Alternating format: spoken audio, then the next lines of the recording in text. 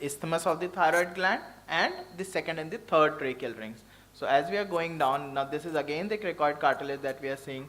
We go down further. Now the thyroid has started, right? The isthmus of the thyroid gland. This is the second and the second tracheal ring. Now if we take our probe a little to the left side of the patient, we will see the esophagus and the carotid artery. Now here is the vascular structure. You can easily see it is pulsating, and here will be your esophagus. Now this structure is your esophagus. This structure is the esophagus. So when we do an airway assessment, how is it helpful? It estimates the patency by detecting the tracheal position, shape, adjustment of any adjacent mass or any lesion. And in spontaneously or mechanical ventilation, it helps in detecting the bilateral and symmetrical lung movement. There was a study in anesthesia analgesia 2007 which was done to assess the feasibility of ultrasound to assess the subglottic diameter. And in this, they depicted that this the cricoid cartilage is represented by this A section, that is here, right? These are hyperechoic perichondrium, and the width that they have measured is the air column width. And they concluded that in healthy young adults, ultrasonography is a reliable tool to assess the smallest diameter of the cricoid lumen in transverse diameter, which is allowing a non-invasive bedside assessment of the upper airway. And this is very important in smaller patients and children, where cricoid is the smallest area of the airway where we can pass an endotracheal tube. So this information is very useful while planning intubation in children and smaller patients. The other utility of using ultrasound is to detect a tracheal lesion, and it should be suspected when a complete ultrasound evaluation of the neck area is not possible by the presence of a subcutaneous emphysema. And we have what we call as E-lines. There are a lot of E-lines. This is how it is represented on a scan. The ultrasound will look like this. This will be shown in the next lecture, which is for the breathing. Patients will be puffed up. Now again, in planning intubation, again ultrasound can be of utility. Pre-intubation assessment of a patient can predict the difficulty encountered during intubation.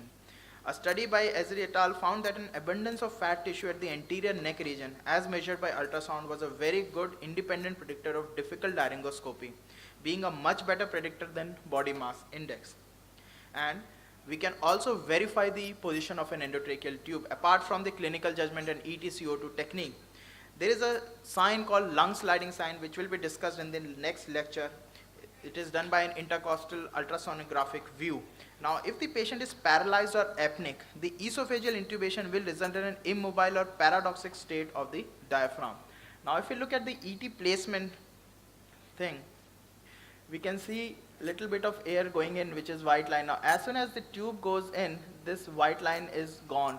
The white shadows that you will see, because the tube has bypassed. Air does not pass through air-filled organs. The ultrasound beam does not pass through air-filled organs. Endotracheal tube is also an air-filled organ for an ultrasound. So air does not pass through that device. Again, lung sliding, what will be discussed, that I'm not going in detail because that will be taken in the next lecture. This is the bilateral movement, that is your tube is in the correct place. This is for the left lung, how the lung will move, it will be shown on an ultrasound. For the right side, what is the normal ventilation pattern in the right side.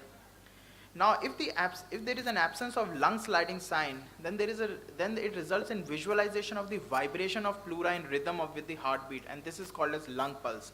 So if the tube is in the right main bronchus, movements of the left diaphragm will not be seen or will be considerably reduced, and the movements of pleura, that is lung sliding, will be seen only on the right side of the chest. On the left side, we'll see a lung pulse. So this is how the lung pulse looks. Again, this will be shown in the next lecture, which is for the lung ultrasound.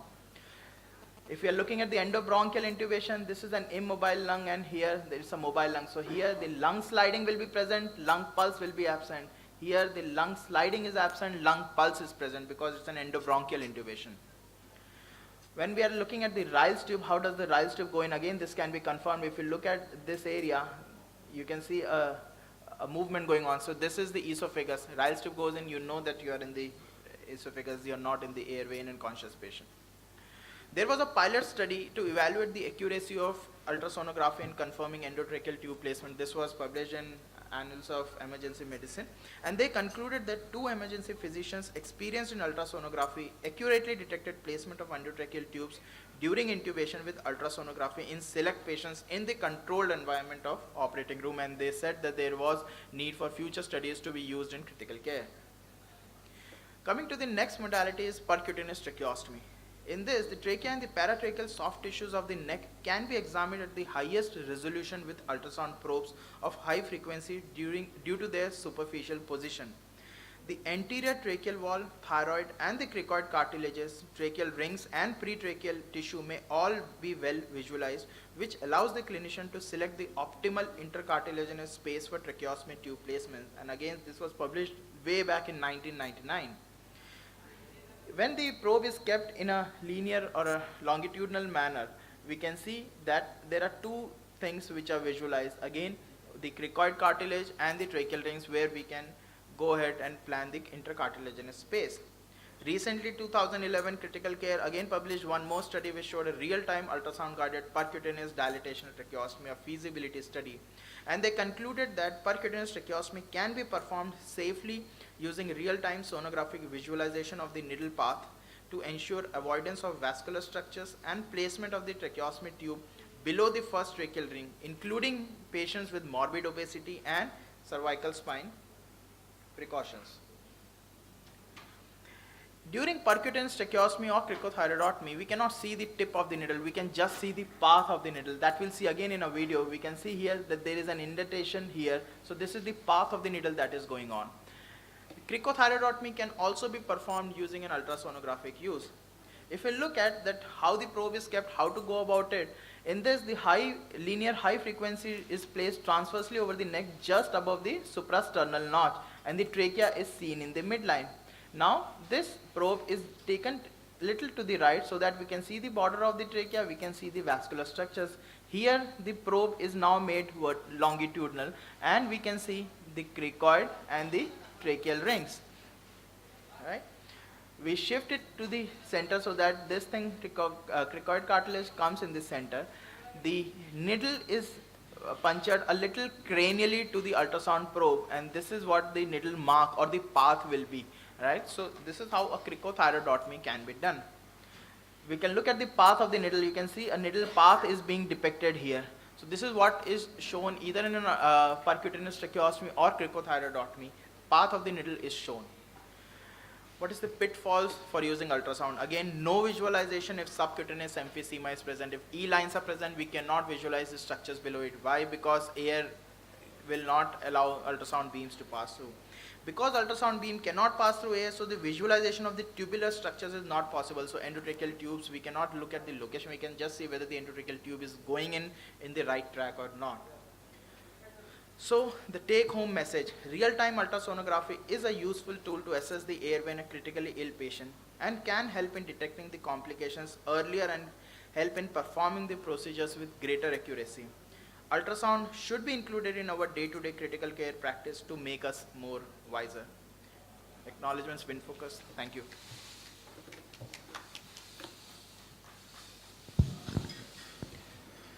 Thank you, Dr. Sachin, for giving us comprehensive understanding of the upper airway assessment with the ultrasound. Now the house is open for discussion. Hello, good morning everybody. I am Dr. Ritesh Mehta, anesthetist working in Starling Hospital. I would like to know the practical aspect of this sonography in airway assessment in day-to-day daily practice, and where we can use it practically in emergency and as well as in ICU setup. What we have done is we have started using ultrasound during tracheostomy, because otherwise earlier we used to do under bronchoscopy, then we left doing under bronchoscopy, we were doing as a blind technique. By using ultrasound, what the help will be that we can look at the vascular structures. Are there any vessels near the tracheostomy tract or not? That is a very important information that ultrasound will give us, because there are studies which shows an acute fatal hemorrhage during percutaneous tracheostomy when we are doing it blindly. That is one technique which we have gradually incorporated. We are performing it. I am not saying that with very great comfort, but yes, we are now little comfortable while doing a tracheostomy. One person is holding the ultrasound probe, looking at how the track is going. Secondly, in morbidly obese patients, when we are planning an intubation, see in ICU, most of the intubations will be unplanned, right? But when we are planning an intubation, again, the modality will be helpful in looking at what is the trachea central or not. This is a modality where again it will be helpful, especially to juniors who are just learning intubation, residents who are coming out and who are not tuned, apart from the control anesthesia environment, who are not able to work in the ICU. So they will be little more comfortable while we can guide them that yes, ultrasound is showing a central trachea, you can go ahead. So that is how modality is coming into picture. But yes, during the invasive procedures, it is a useful modality.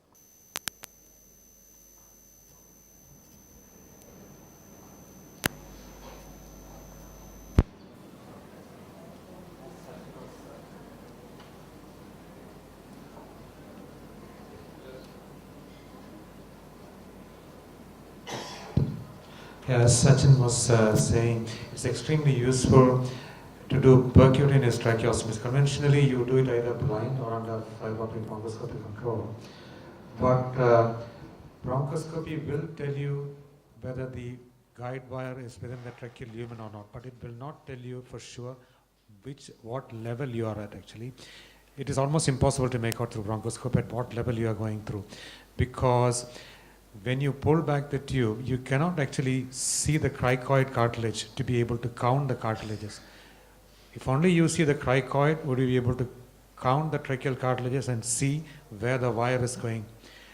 And you cannot count it downwards from the carina either, because the number of cartilages are highly variable between 7 and 12. But with ultrasound, you can precisely say which interspace you are going through. It is important because if you do it too high makes it more prone to develop tracheal stenosis. Too low is even more dangerous because you are liable to hit major blood vessels, especially the brachiocephalic trunk at the root of the neck. Several case reports have been actually published in literature if you go through.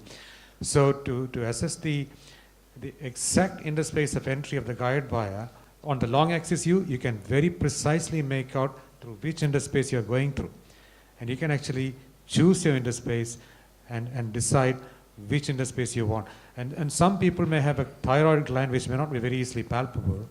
And that will be very nicely seen on the ultrasound, and you can choose your level below the thyroid gland where the problem does not exist. And of course, vascular structures, as he mentioned very clearly, you can see major blood vessels there, and you can avoid them very well using ultrasound. So it's extremely handy in the use in doing percutaneous tracheostomies, so much so that you may not need to use bronchoscopes. In fact, we are doing a study on that as well, to try to do away with bronchoscopy, just do under ultrasound guidance and see how we go with just bronchoscopy. And the other thing with bronchoscope is that there is always a possibility that you might actually puncture the bronchoscope with your introducer cannula.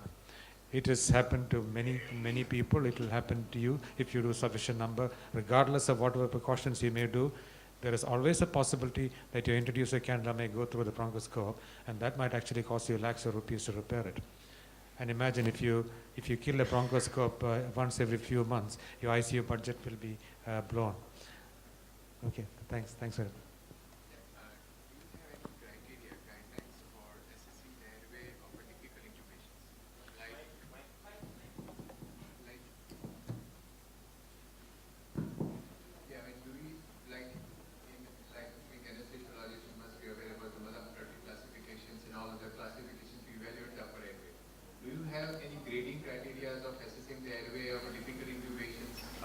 See, as of now, we don't have it in particular, but what we have made it is a good, satisfactory, and excellent criteria. This is what we have just coined in our department. I'll put it like this. There's no recommendation from it. What we have done is we start from the base of the tongue, we go down to the suprasternal notch in a transverse section, and we have made 3 criteria: good, excellent, good, satisfactory, and excellent, in which we are trying to measure the air width that I showed on the hyoid bone at the level. We are trying to measure this, and the central trachea, the central placement of the trachea. Plus, along with the Mallampatti classification has to be incorporated along with it. So it's an adjacent tool. It is not the only tool which will help us. That's the only thing. But main utility comes in the invasive procedures, I'll put it again. Main utility comes for the tracheostomy, comes in a cricothyroidotomy, where we can rule out many things. Again, loss of PEEP is one thing which bronchoscopy will have. Again, ultrasound will not depict that because you are not opening an airway to put a foreign tube in. In case of microbrachial, you must be finding difficult to... Yes. In that case, it is difficult because again, the distance is very low, the curvature is low. So yes, in that case, it's a difficult modality. In that case, it will be difficult. Any more questions? Sir, we are running out of time. Thank you very much. We will invite Dr. Shrikant for the ultrasound of the lung. Here, most important thing is to understand the physics of the ultrasound and your own idea of experience, like how to put the